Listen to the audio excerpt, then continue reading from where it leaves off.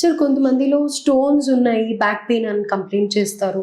And pregnant లేడీస్లో కూడా చాలా మటుకు బ్యాక్ పెయిన్ అనేది కంప్లైంట్ చేస్తూ ఉంటారు.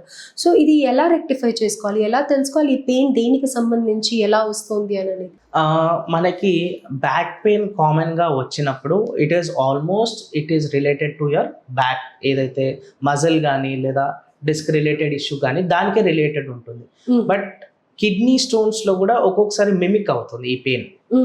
ఈ పెయిన్ లక్షణాలు ఉంటాయి కొన్ని. మనకి ఆ నొప్పి అనేది బ్యాక్లో నుంచి పొట్టలకు జారడం కానీ, పెయిన్ వచ్చిపోవడం కానీ, ఇలాంటి కొన్ని థింగ్స్ ఉంటాయి. దాన్ని సపరేట్ చేయడానికి, అంటే ఆ పెయిన్ని ఈ పెయిన్ని డిఫరెన్స్ చేయడానికి కొన్ని ఇవి ఉంటాయి, లక్షణాలు ఉంటాయి. ఆ లక్షణాలు మనకి ultimately doctor will diagnose.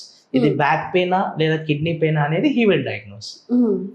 Pregnant ఉమెన్లో మనకి బ్యాక్ పెయిన్ రావడానికి కారణం ఏంటి అంటే ultimately she is carrying a baby. So బేబీని క్యారీ చేస్తుంది, లోపల ఒక ఊమ్ని క్యారీ చేస్తుంది కాబట్టి బ్యాక్ మీద ఫుల్ స్ట్రెయిన్ పడుతుంది. వాళ్ళల్లో సివియర్ పెయిన్ వచ్చినప్పుడు మనకి అన్ని మెడిసిన్స్ ఇవ్వడానికి ఉండదు. నార్మల్గా మనకి ఇచ్చినట్టు మెడిసిన్స్ ఇవ్వడానికి ఉండదు. వాళ్ళల్లో ఏంటి అంటే మినిమల్ మెడికేషన్ ఉంటుంది, దాంతోపాటు జాగ్రత్తగా ఉండడము, హీట్ ప్యాక్స్ పెట్టుకోవడము, ఆయింట్మెంట్స్ అప్లై చేసుకోవడము, దట్ ఈస్ ద సొల్యూషన్ వాళ్ళకి. ఓకే.